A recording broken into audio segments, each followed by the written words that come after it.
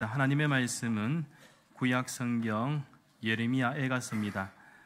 두 군데인데요. 4장 17절과 18절의 말씀, 5장 21절의 말씀입니다. 구약 1147면, 1149면쯤에 있는데 자막을 참고하시면 되겠습니다. 우리 자막을 보시고 우리 한 목소리를 같이 합독하도록 하겠습니다. 우리가 헛되이 도움을 바람으로 우리의 눈이 상함이여 우리를 구원하지 못할 나라를 바라보았도다. 그들이 우리의 걸음을 엿보니 우리가 거리마다 다 다닐 수 없으며 우리의 끝이 가깝고 우리의 날들이 다하였으며 우리의 종말이 이르렀도다.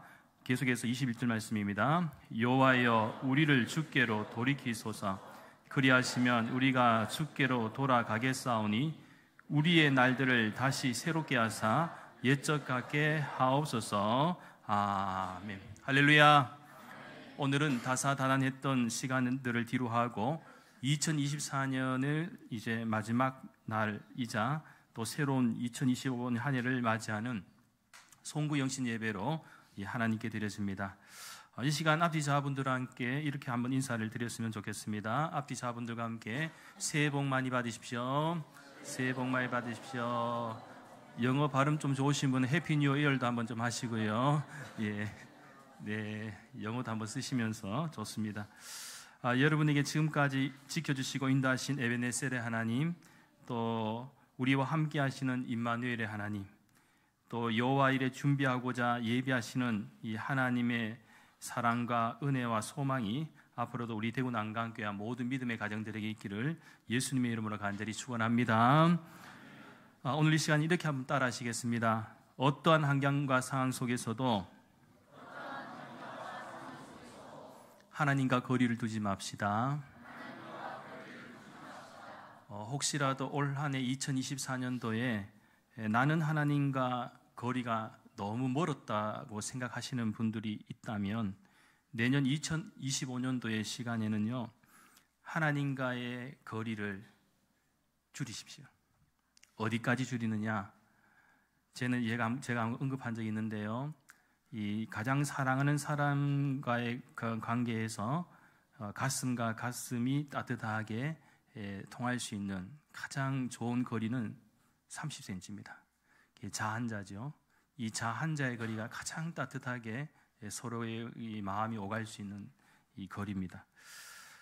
그래서 내년에는요, 적어도 하나님과의 거리를 나는 30cm까지 하나님과 얼굴을 대면할 수 있을 정도로, 하나님의 사랑을 느낄 수 있을 정도로 가까이 하는 은혜가 있기를 간절히 소망합니다. 요즘 정치적으로나 경제적으로 이 혼탁하고 안정이 되지 못한 이때에 지난 12월 29일이죠. 주일에 뜻하지 않게 너무나도 뜻밖의 사고 소식을 저도 접했고 여러분도 접했을 겁니다. 무려 179명의 사상자가 발생한 큰 사건이 있는데, 이 안타까운 것은 이 비행기의 랜딩 기어가 내려가지 않아서 어쩔 수 없이 그대로 착륙할 수밖에 없는 상황이었다고 하니까, 여러분, 이 착륙 바퀴가 내려지지 않는 채 착륙한다는 것은 가히 상상할 수 없는 그런 상황입니다. 그러니 이 승객의 생명을 담보하고 있는 그 당시의 기장과 부기장의 입장에서는 얼마나 공포스럽고도 또 엄청난 압박과 또 책임감이 있었겠습니까? 그런데 아마 영상으로 보신 분은 아시겠습니다만은 그래도 참 우리나라의 그 기장들, 그 비행기를 운행하시는 분들이 세계적으로도 인정을 받는 것 가운데 하나가 참 이 운전을 잘한다는 거죠. 그래 보니까 정말 내릴 때에 그거 충격을 최대한 이게 낮게 하기 위해서 최대한 이렇게 일자로 만들어서 잘 간 것 같아요. 잘 간 것 같은데 문제는 결과적으로는 폭발을 해버렸다는 거죠. 이유가 뭘까?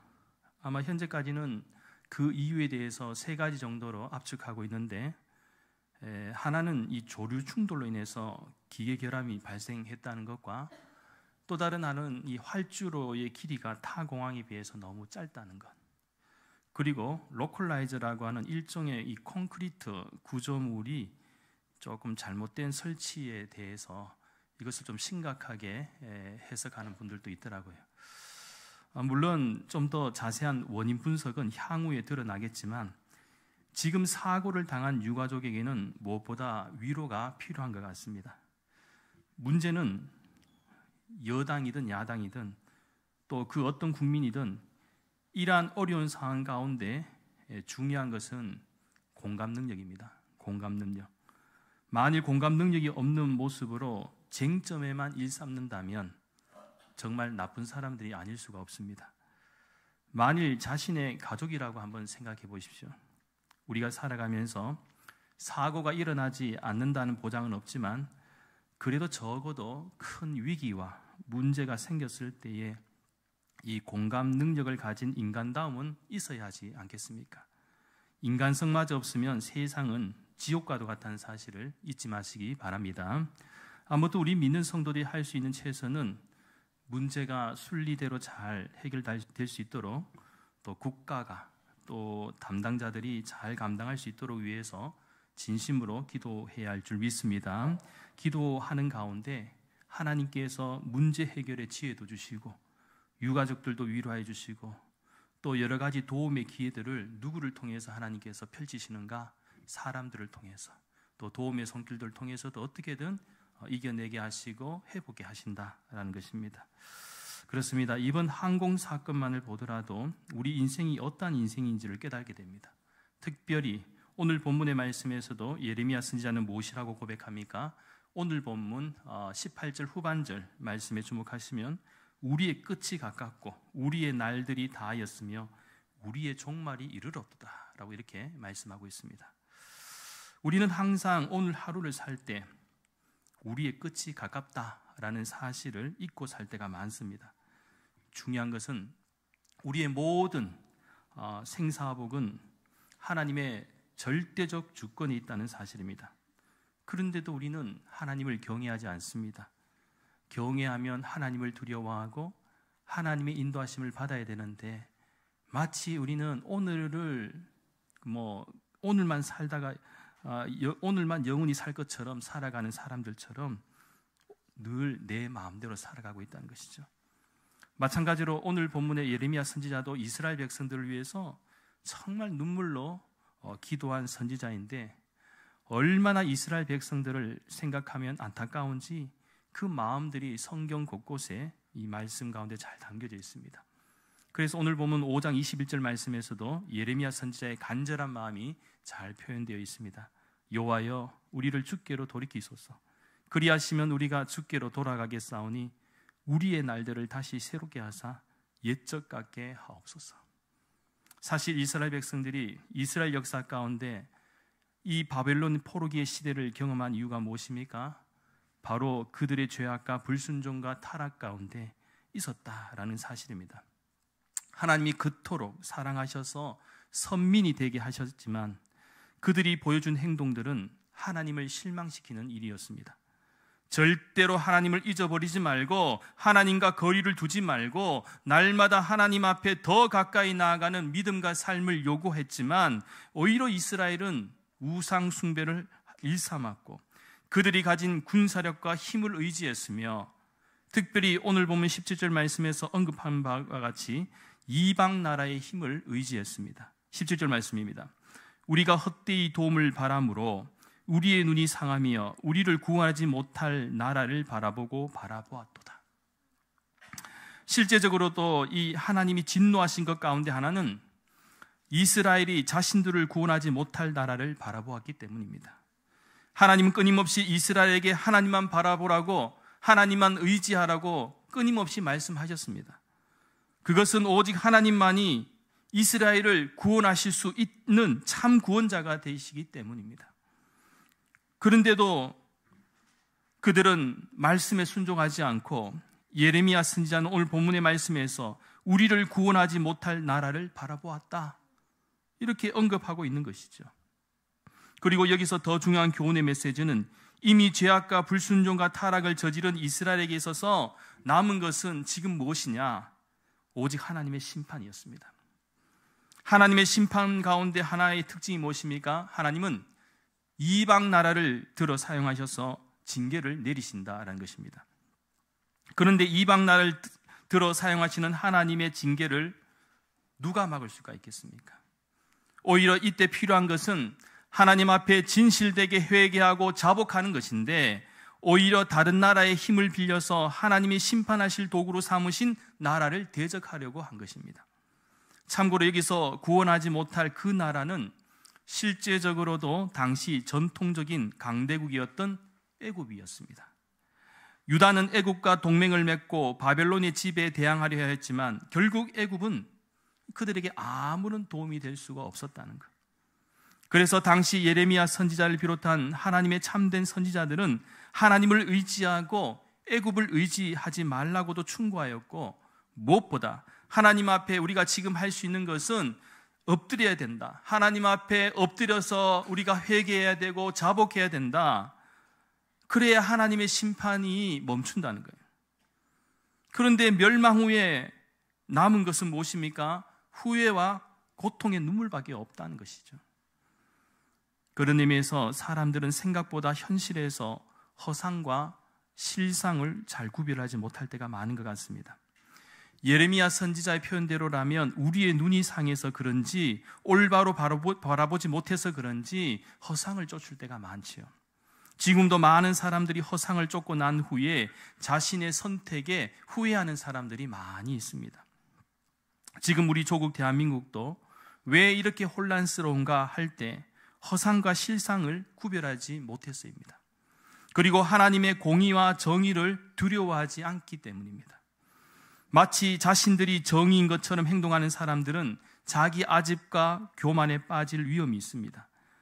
그런데 한 나라의 건강성은요, 오랜 세월 시간이 걸려서 세워진다 해도 무너지는 것은 단 몇 년이면 충분하다는 거예요. 무너뜨리는 것은 너무나도 쉬워요.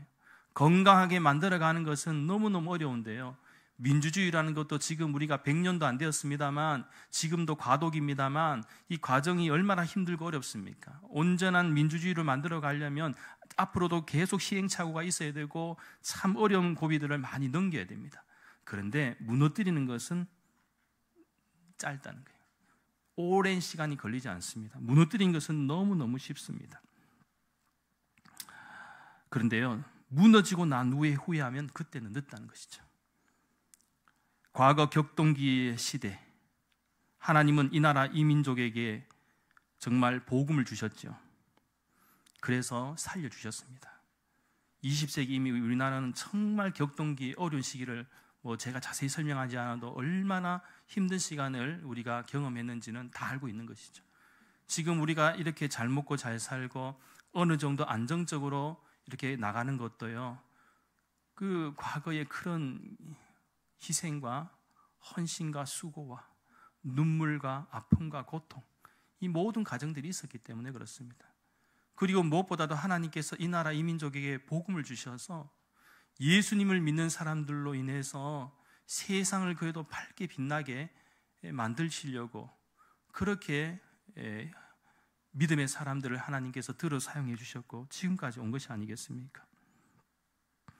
그래서 지금도 보면은요, 오늘날 우리 사회가 두 동강이 날 정도로 심하게 다투는 게 뭡니까? 한쪽은 중국과 북한과 러시아하고 친해야 된다, 친정책을 얘기하고 있고, 또 한쪽은 미국과 일본하고 친해야 된다라고 얘기를 하고 있는 거죠. 결국 우리나라가 가지고 있는 지리적 위치라든지 여러 가지 환경적 위치를 보면 기술하고 수출과 수입 외에는 어떻게 먹고 살 수 있는 그런 나라가 아니잖아요. 자원이 풍부한 것도 아니고 땅덩이가 큰 것도 아니고, 그렇다고 선진국의 인구라고 할 수 있는 2억 명도 안 되고, 그죠? 최소 1억 명은 넘어야 되는데 그렇잖아요. 그러니까 우리가 가지고 있는 한계가 분명히 있죠. 그렇다 보니 이쪽 나라에 친해야 된다, 저쪽 나라에 친해져야 된다, 막 그러면서 계속 싸우고 있어요. 그런데 오늘 성경 본문의 말씀대로라면 우리는요, 누구에게 하고 친해져야 되는 줄 아십니까? 사실은 하나님과 친해져야 되는 거예요. 이 나라 이 민족을 하나님 이미 한번 살려주셨다면 우리는 하나님과 친해져야 됩니다. 그러면 여러분 또 이렇게 질문할 수 있겠죠. 아니, 하나님과 친해진다는 것이 너무 추상적이지 않느냐? 그럴 수 있다고 생각할 수도 있겠지만 절대 그렇지가 않습니다. 한번 생각해 보십시오. 여러분, 중국이든 러시아든 북한이든 일본이든 미국이든 과연 그들이 우리 대한민국을 얼마만큼 생각할까요? 자국의 이익과 자국의 어떤 유익이 중요하게 생각하면요, 얼마든지 배신 땡길 수 있습니다. 우리나라한테 너무 사랑으로 품어주고 그렇게 생각하지 마십시오. 얻을 거 없으면 충분하게 걷어찰 수도 있고요, 서로에게 도움이 안 되면은요, 얼마든지 적으로 바뀔 수도 있고요, 얼마든지 배신 배반할 수 있는 게 우리 인간 세상이라는 거예요. 그런데요, 하나님이 어떤 분이시라고요? 하나님은요, 우리가 경멸하는 이방 나라 할지라도 하나님이 심판하시려고 하면 이방 나라를 들어 사용하실 수 있다는 거예요. 이방 나라를 통해서 구원하실 수 있다는 얘기예요. 반대로 얘기하면 하나님이 행하시는 것은 미국을 들어 사용하실 수도 있고 중국을 들어 사용하실 수도 있고요, 우리는 알 수 없어요. 그러나 중요한 것은 이 나라 이 민족이 깨어있지 않으면, 하나님 앞에 바로 서지 않으면, 심판받으면 끝이라는 겁니다. 그걸 아셔야죠. 언제나 우리는 하나님 편이 되어야 됩니다. 하나님 이 나라 이 민족을 살려주셨다면 우리도 끝까지 우리는 하나님을 믿고 의지해야 된다는 거예요. 그래서 구약성경 전도서 12장 1절 2절 말씀에서도 전도서 기자는 이렇게 말씀하고 있지 않습니까? 너는 청년의 때에 너의 창조주를 기억하라. 곧 공고한 날이 이르기 전에, 나는 아무 낙이 없다고 할 해들이 가깝기 전에, 해와 빛과 달과 별들이 어둡기 전에, 비 뒤에 구름이 다시 일어나기 전에 그리하라. 하나님은 분명히 말씀하십니다. 아직 우리가 살고 있는 동안에 곧 하나님의 심판이 이르기 전에 하나님을 바라보고 의지하라는 것입니다. 그때가 지나면 하나님을 바라보아도 아무런 소용이 없습니다. 따라서 우리 믿는 성도들은 어떻게든지 하나님만을 바라보고 하나님을 의지하고 하나님을 절대적으로 붙잡고 사는 인생이 되어야 할 줄 믿습니다.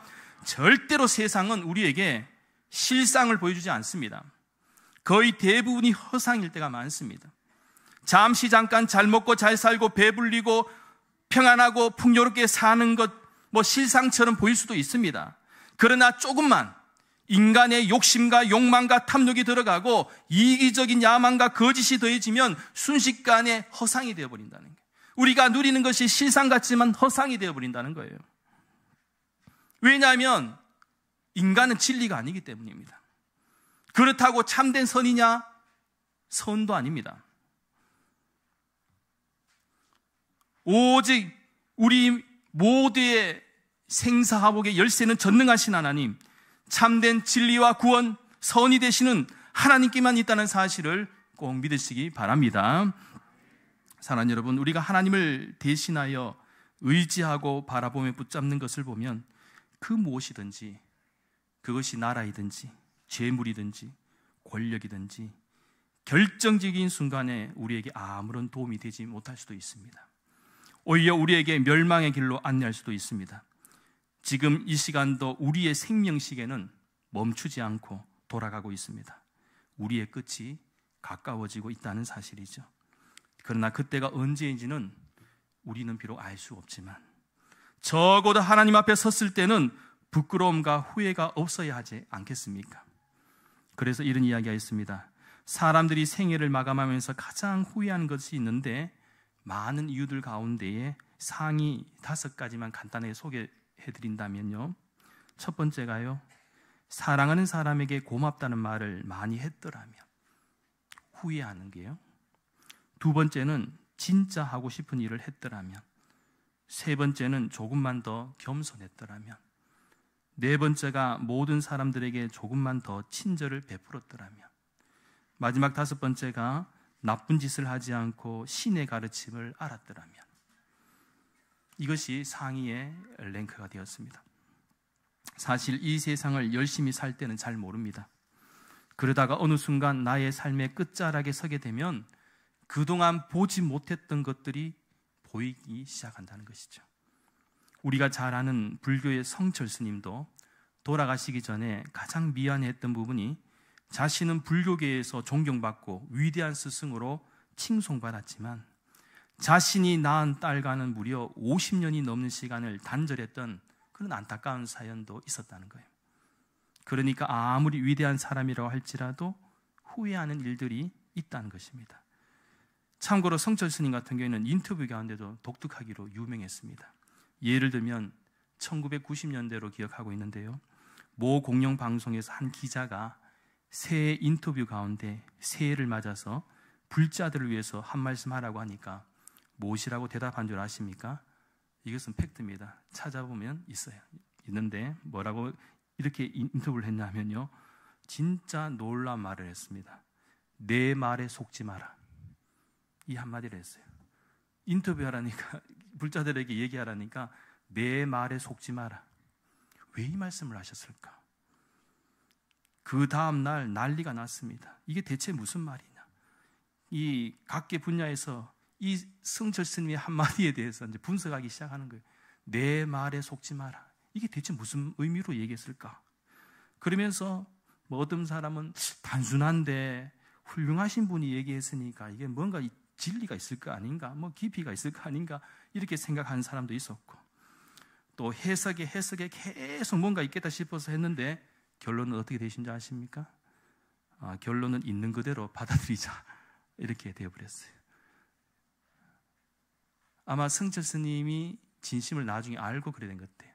성철 스님도 자기가 죄인이라는 것을 나중에 고백을 해요. 자기는 깨달음의 경지를 가기 위해서 그렇게 노력하고 해도 계속해서 자기 자신의 어떤 죄성을 느끼는 거예요. 그걸 실제로 또 고백을 했고요. 또 성철 스님이 얘기한 가운데 또 유명 말 있죠. 산은 산이요, 물은 물이요. 이 말도 있는 그대로 받아들이는 게 최선입니다. 왜 산이지? 왜 물이지? 여기 뭔가 굉장한 것이 있지 않을까? 물론 산을 산으로 보지 못하고 물을 물로 보지 못하는 그런 인간의 잘못된 마음을 이렇게 비꼽는 뭐 말로 의미로도 받을 수가 있습니다만, 그냥 우리가 이 고뇌했던 인간, 이 성철 스님도 결론은요, 인생의 해답을 못 찾았다는 거예요. 못 찾고 간 것이죠. 그럴 수밖에 없는 것이, 우리는 고뇌하고 찾으려고 노력은 하지만 정답을 아는 인생은 아니거든요. 완전한 정답은 누구에게 있습니까? 참신이신 하나님만이 아신다는 거예요. 아무리 발부둥 쳐도 죄인인 인간이 자신을 학대할 정도로 깨달음을 가지려고 노력해도 죄사함과 죄용서함을 받지 못한 인간은 불완전한 답을 가지고 고민하게 되어 있다는 거예요. 그리고 또 한 인물을 제가 좀 소개하려고 하는데, 우리가 잘 아는 러시아의 대문호 도스토옙스키, 그의 생에 있어서 도스토옙스키는요, 정말 특별한 인생을 경험했던 인물입니다. 그의 나이 28살에 정치범으로 체포되어서요, 사형을 당하게 되었습니다. 형을 집행하는 날, 사형 집행 직전에 그래도 이 5분의 시간이 주어진 거예요.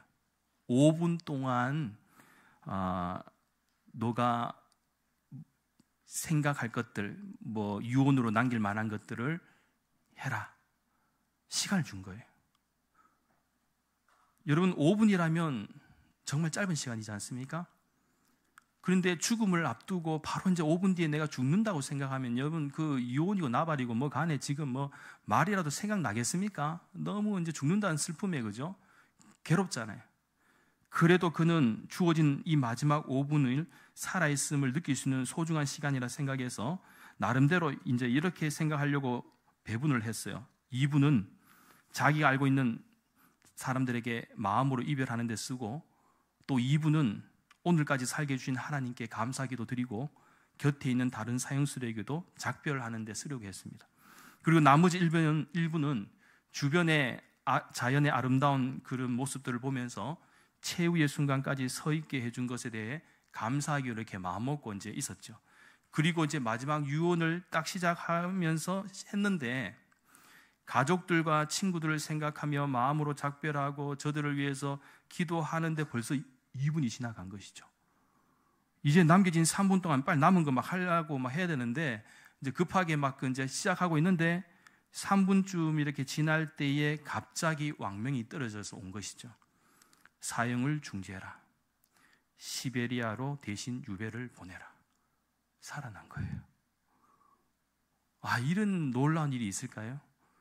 이 5분의 시간이 안 주어졌으면 그냥 바로 죽었거든요. 요단강을 건너려 뻔했는데 하나님의 은혜가 도스토옙스키에게 임한 것입니다. 그래서 그는 결국 유배지로 갔고 거기서 크게 변화되었습니다. 정말 과거와 달리 성경을 깊이 읽었고 성경이 주는 영감으로 작품을 쓰기 시작했는데 지금까지도 전 세계 사람들이 인정하는 죄와 벌, 카라마조프의 형제들, 영원한 만남 등의 불후의 명작들을 남겼다는 것이죠. 그러니까 그는 덤으로 사는 인생, 제2의 인생을 살게 되었는데 제2의 인생을요, 하나님을 위해서, 사람들을 위해서 후회 없이 살았다는 거예요. 그것도 자신의 인생을 다른 사람들에게 감동을 주는 인생으로 마무리했다는 거예요. 그렇다면 후회하는 인생은 어떻게 나타납니까? 바로 하나님의 뜻을 알지 못하고 제멋대로 살았던 인생일 때 후회합니다. 성경에서도 보여주는 중요한 교훈들이 무엇입니까? 하나님과 함께하지 않는 인생은 후회하는 인생이라는 것입니다. 그러나 하나님과 함께하는 인생은 후회 없이 인생으로 마무리할 수 있다는 거예요. 그 대표적인 인물 가운데 또 한 사람이 뭡니까? 성경에서는 사도 바울이지 않습니까? 그래서 그는 이렇게 선포합니다. 고백합니다. 신약성경 디모데후서 4장 7절 8절 말씀입니다. 4장 7절 8절 말씀 우리 한 목소리 같이 합독하겠습니다. 나는 선한 싸움을 싸우고 나의 달려갈 길을 마치고 믿음을 지켰으니 이제 후로는 나를 위하여 의의 면류관이 예비되었으므로 주 곧 의로우신 재판장이 그날에 내게 주실 것이며 내게만 아니라 주의 나타나심을 사모하는 모든 자에게 도니라. 아멘. 사도 바울의 고백을 보면 얼마나 당당하고 멋진 삶인지 모릅니다. 나는 선한 싸움을 싸웠다. 그리고 나의 달려갈 길을 마치고 믿음을 지켰다. 그리고 우리 주님께서 나를 위하여 의의 면류관을 예비하셨다. 그리고 이러한 은혜가 주님을 사모하고 역시 선한 싸움과 믿음의 길을 걸어가는 모든 성도들에게 있을 것이다. 어떻게 보면 정말 후회 없는 인생을 산 사람만이 선포할 수 있는 고백일 줄 믿습니다. 저는 저와 여러분에게 이러한 고백이 있기를 간절히 소망합니다. 사랑하는 여러분, 비록 올해 2024년 시간은 이렇게 마무리하게 되지만 2025년도의 시간은 어떻게 보내시길 원하십니까? 어쩌면 내년에는 현재 처해 있는 우리 대한민국의 현실로 볼 때 정치적으로, 경제적으로 더 어려울 수도 있을 것입니다. 그와 더불어 우리의 신앙도 영적으로 더 큰 도전과 함께 끊임없이 시험과 유혹 앞에 노출될 수도 있을 것입니다. 그러나 우리 인생은 본질상 고통과 수고가 따릅니다. 이것은 이미 태초의 인간인 아담과 하와가 영원히 살 수 있었던 에덴 동산에서 쫓겨날 때 이미 이 세상에서의 삶은 하나님께서 우리에게 수고와 고통이 있을 것이다라고 이미 말씀하신 바입니다. 하지만 그럼에도 불구하고 우리가 이러한 현실 속에서도 담대하게 이겨내고 극복하는 것은 무엇 때문입니까? 바로 예수 그리스도의 은혜와 사랑 때문입니다. 그 사랑 때문에, 그 은혜 때문에 그래도 우리가 살아갈 수 있는 것이지 우리가 잘나서 사는 것이 아니다라는 것입니다. 특별히 2025년 시간도 우리가 알 수 없는 인생의 위기를 만날 수가 있습니다. 예상치 못한 특별한 고난과 고통을 경험할 수도 있습니다. 그것이 재물일 수도 있고 건강일 수도 있고요. 어떤 사건이나 사고, 그 외 총체적인 역경일 수도 있습니다. 그래도 우리는 이러한 고난과 역경을 만난다 하더라도 주님을 위해 일하다가 만나는 것이 더 큰 은혜일 줄 믿습니다. 왜 그렇습니까? 적어도 우리가 주님의 일을 하다가 위기와 어려움에 처하면 하나님은 못 본 채 하시지 않기 때문입니다. 피할 길을 열어주시고 주변 환경을 열어주시고 사람을 통해 역사하시고 우리들이 보지 못하는 환경과 상을 열어주신다는 사실을 꼭 믿으시기 바랍니다. 그러기 위해서는 오늘 주신 말씀을 꼭 기억하시기 바랍니다. 우리의 끝이 가깝습니다. 그리고 우리의 날들도 다할 것입니다. 또한 우리의 종말도 속히 올 것입니다. 그러나 우리는 우리의 죄와 허물 가운데 돌이켜 주님께로 돌아가야 합니다. 오직 하나님만을 의지해야 합니다. 하나님께만 순종해야 합니다. 하나님께만 영광을 올려 드려야 할 줄 믿습니다. 아무리 터널이 길다 해도 반드시 터널의 끝이 있습니다. 왜인 줄 아십니까? 그렇게 만들었기 때문입니다. 우리의 겨울도 아무리 혹독하게 추워도 반드시 끝이 있고 봄은 반드시 찾아옵니다. 왜요? 하나님이 그렇게 창조하셨기 때문입니다. 마찬가지로 우리가 겪는 고난과 역경도 반드시 끝이 있습니다. 하나님이 그렇게 약속하셨기 때문입니다. 단지 우리가 할 일은 그저 하나님 앞에서 겸손하게 하나님의 은혜와 자비를 구하면 됩니다. 그래서요, 내일 정교인 신년 부흥회도 많이 나오십시오. 자녀들과 함께 나오십시오. 아니 목사님, 모처럼 공휴일인데 내일 집에서 좀 쉬고 싶은데 또 부흥회 해갖고 괜히 안 나오면 마음 불편해지게 왜 또 그걸 해갖고 지금 저에게 이렇게 시험을 주십니까? 하시는 교회들도 있을 수가 있겠지요. 그런데요, 처음 하는 겁니다. 제가 부임해갖고 처음 하는 거예요. 자주 한 것도 아니에요. 처음 하는 것인데 제가 아까 앞에서도 말씀드린 바와 같이 2025년도에는 어쩌면 더 큰 영적 전쟁과 현실 전쟁을 해야 할지도 모릅니다. 그래서 우리는 더 기도와 말씀과 찬양으로 새로운 한 해를 하나님을 붙잡고 시작해야 할 것 같습니다. 그냥 해마다 연초만 되면 어떻게든 잘 되겠지 막연한 기대가 아니라 하나님 정말 잘 되게 해주십시오. 매달려야 됩니다. 우리가 하나님께 매달려야 돼요. 간절한 마음으로, 절박한 마음으로 하나님의 마음을 붙들어야 된다는 거예요. 오늘 본문의 예레미야가 원하는 것도 바로 이것입니다. 하나님을 붙들어라. 하나님께로 돌아오라. 하나님께 우리의 죄와 허물을 고백하고 죄 용서함과 죄 사함을 받아야 한다. 그래야 하나님께서 심판 이전의 모습으로 새롭게 인도하실 것이다. 바라옵기는 비록 우리의 끝이 가깝지만 하나님을 의지하는 모든 인생은 하나님께서 책임져 주심을 믿으며 2024년 시간을 잘 마침과 동시에 2025년 시간도 은혜롭게 시작할 수 있는 축복이 저와 여러분에게 있기를 예수님의 이름으로 간절히 축원합니다. 기도드리겠습니다. 거룩하신 하나님, 지금까지 저희들이 달려왔던 믿음과 삶의 길에 복을 내려주시고 2025년 새로운 한 해는 더욱 더 믿음으로 힘차게 전진하게 하시고 하나님을 기쁘시게 하는 은혜의 발걸음들이 되게 역사하여 주시옵소서.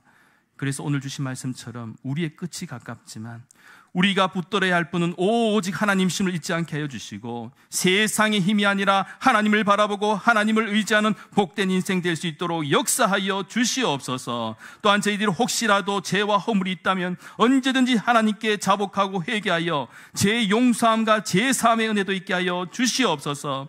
그래서 2025년 시간이 더 어렵고 힘든 여정이 된다 할지라도 주 안에 있는 자에게는 그 어떤 두려움도 없습니다. 오히려 참 평안과 기쁨, 감사와 흔들리지 않는 믿음으로 담대하게 이겨내며 성령의 충만함으로 역사하여 주시옵소서. 감사를 드리며 모든 말씀 거룩하신 예수님의 이름으로 간절히 기도하옵나이다. 아멘.